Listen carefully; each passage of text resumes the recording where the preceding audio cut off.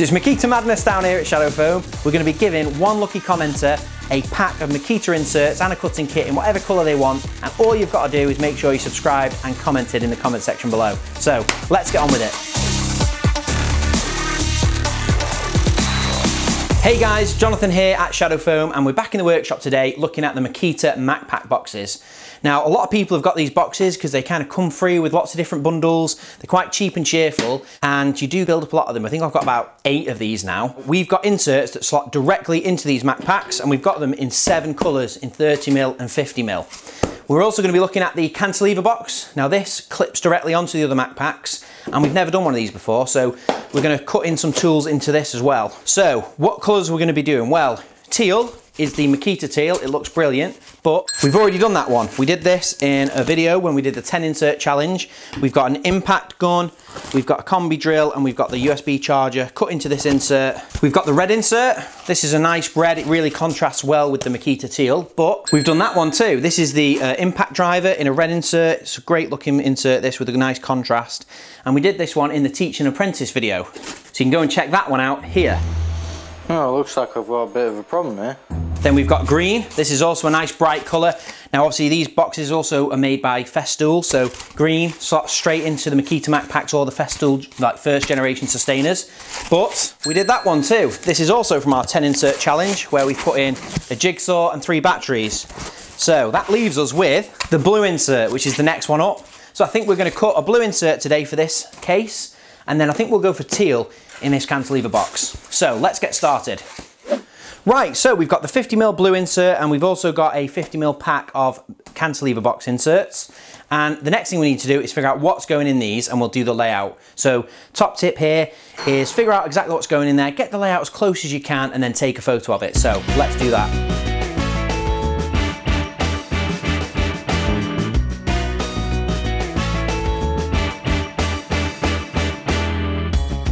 Right, so that's the layout done. I'm pretty happy with that. And make sure you take a photo. Don't forget, I mean, for this, I'd probably remember, to be honest, but it's a top tip. Make sure you take a photo when you're doing layouts. What we've got here is a SDS drill, Makita SDS drill, and 2 batteries and a battery in it. And over here, we've got a mixture of hand tools. So we've got this Stanley chisel set. Now these are great because they've got the through tang all the way to the top. So they're great, really tough. I've had these a long time. We've also got some aviation snips and some short kind of stubby screwdrivers because I don't really need them to hand, but it's good to have them included somewhere, and they'll just fit in this little kind of weird space we've got. So they're quite handy. And then here we've got a mixture of pry bars and crowbars, which again, you don't need regularly, but having them organised, knowing where they are is going to be quite handy. So we've got our layout. And now it's time to start cutting. So all you're gonna need is one of our cutting kits. Now a cutting kit includes a knife, a scalpel with 5 blades. It's got a pair of anti-cut gloves, so you're not gonna cut your hands. You've also got some repair glue, so if you make a mistake somewhere, you can glue the foam back in. And we've also got instructions and a sticker. So everything you're gonna need to do this job. And when it comes to starting, if you're a first timer, you've not done this before, I'd say pick something nice and easy. Pick a nice and easy item, something relatively flat.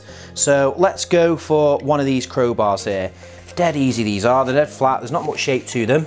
So I'm going to start with this item over here, and I'm going to move the other items out of the way. Now what we want to do is put a little bit of light pressure so it doesn't move, and we're just going to use the scalpel with a blade on it like a pencil and just go around the item, just lightly score around it. We don't have to go too deep at this point, we're just making sure we get a really good transfer of the shape onto the foam. And we're making sure we meet up on the corners and follow that shape all the way around.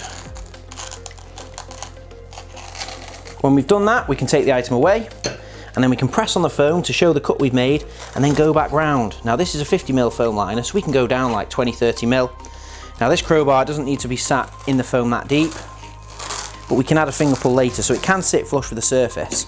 So we can cut this down a good 20mm. But the outline cut can go down further, there's no problem, you can go down all the way if you need to, just it would be a lot better if you didn't go all the way through it. So once we've cut all the way around, it's just a case of digging your finger down one end, you could start at either end, and then just pulling your finger back towards you whilst holding the rest of the foam down. And you'll see that the foam does just part, and we can just follow it. You have to chase it along with your finger, you can't just peel it at one end, you have to just chase it along and like plough the material out.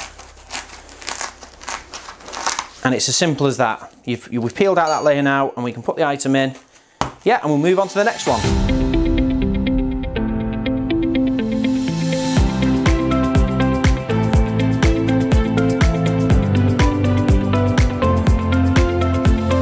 Right, so we've cut all the hand tools in. Next thing to do is to add some finger pulls. Now obviously these are kind of an optional extra. You don't necessarily need finger pulls, it's just kind of preference. I do prefer to have finger pulls. Really, it just makes life easier. So there's a couple of ways of doing it. So I'll grab our stencil kit. So the two main ways I do finger pulls are with a straight edge ruler, where we do a finger pull across a row of items and we'll just cut it, or we can also use our stencil kit. Now this stencil kit's available on our website, $9.99, and it's got a variety of circles and radiuses. So this is ideal for doing radius corners on like flight cases, but we're gonna use it for finger pulls. So we'll start over this side, and just nice and simple for the chisels, we're just gonna cut a finger pull that goes across. Just cut either side of the ruler. So it's nice and simple. And then I'll put the items back in, and you can see now we've got a nice easy place to just lift items in and out. Now I could have put a circle up here or straight across here, but that's just nice and easy in the middle. And now I'll do the same on the other ones.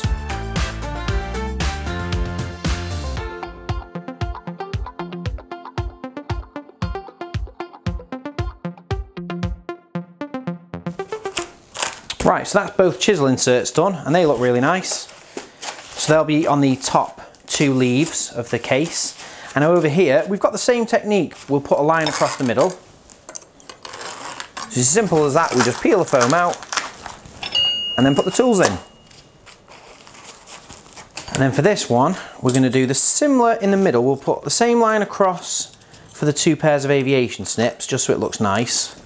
But then we'll use the circle, we'll use the radius gauge for the two stubby drivers. So we'll go for a medium-sized hole, something around about 25mm. And once we've cut round the circle, we can just go back and make sure it's deep enough, and then just pull that little piece of foam out. And that is that all done in the space of a few minutes. So I'm pretty happy with that. I think we may as well put these inserts straight in the box actually, so we can clear a little bit of table space. So yeah, let's put these in.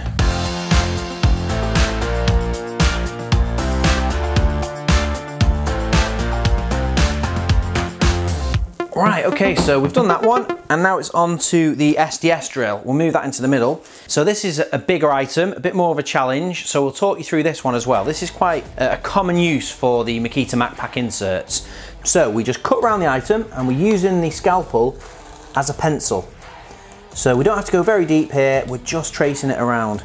Now you can use a long nose marker here. That is a bit of a top tip. If you're not very confident and you want to try and make it a little bit simpler to cut, or you're worried about getting the exact shape, you can get a long nose marker off Amazon and use that to draw out the outline. So once you've cut all the way around and you've met back up at the start, you want to take the item away, and now all you're doing is pressing on the foam, which kind of opens up the cut you've made, and then just follow it around and just make it deeper. And what you want to do is make a bit of a mental note. So this is a 50mm liner and we want to go down about 40mm. So I'm going to be cutting right to the top of the blade. So we're just going to go around and cut that scalpel all the way in, and that means we've not gone all the way through, but we're going to be able to take out a good chunk of foam, so this SDS drill is held nice and snug, nice and tightly, and it's not going to bounce around while it's in this case.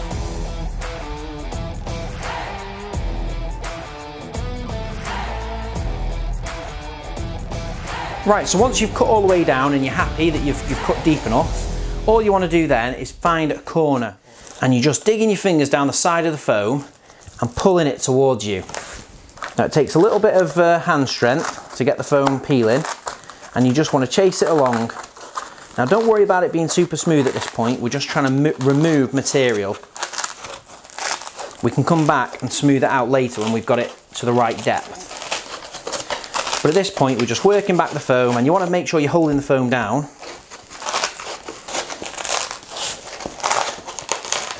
So that's our first layer of foam removed. We've got about 10mm out there, but obviously we want to take out some more foam. So it's the exact same process, just fingers down the side of the foam, and we're just peeling back. Now you can take out more than one layer at once. You could jam your fingers down the side there and pull out 2 or 3, depending how strong your fingers are.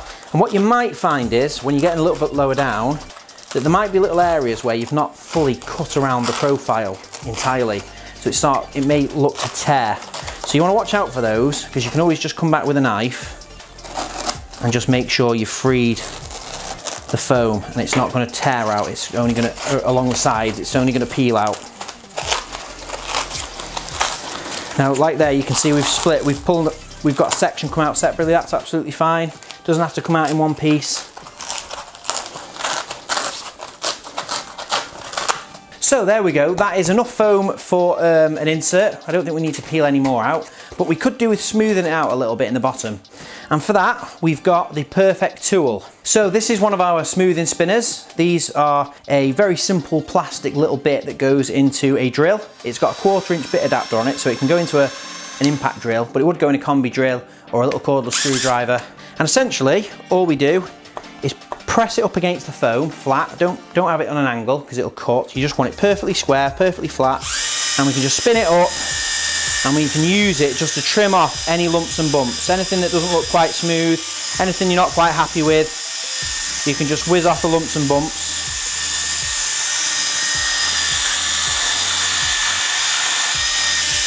Right, so that is the bottom. I'm happy with that. That's smooth enough. So we've got the drill done. That's the tricky bit.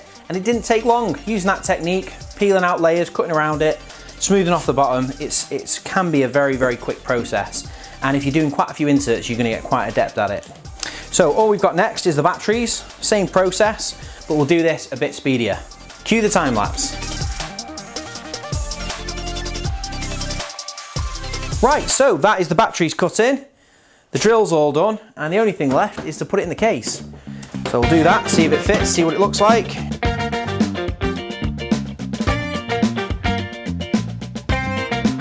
That's all done, and if you like this video, we've organised a lot more Makita tools. If you like Makita tools, this is the channel for you. So we've obviously just done these 2 here, we've done loads of other Makpac cases, but we've done an insane Makita power tool wall. So if you've not seen that, go and check it out, you're going to love it. So hopefully this video is showing you how easy it is to get your tools organised in shadow foam. And obviously we've got loads of colours and sizes, so you can choose your favourite colour, choose the size that works for you, and then put whatever you want into the foam inserts. And as a bit of a one-off, a special giveaway, we're going to be giving one person from the comment section below a pack of Makita Makpac inserts in whatever colour they want, with a free cutting pack, so that you can actually give it a try and transform one of your Makpacs as a bit of a test. All you've got to do is just make sure you subscribe, and also drop us a comment. Let us know, what would you put in foam in your Makpac? That's all we want to know. So just, if it's your combi drill and your impactor, if it's your jigsaw, if it's your hand router, if it's your electric planer, whatever it is that you think you could benefit by putting it in a shadow foam insert,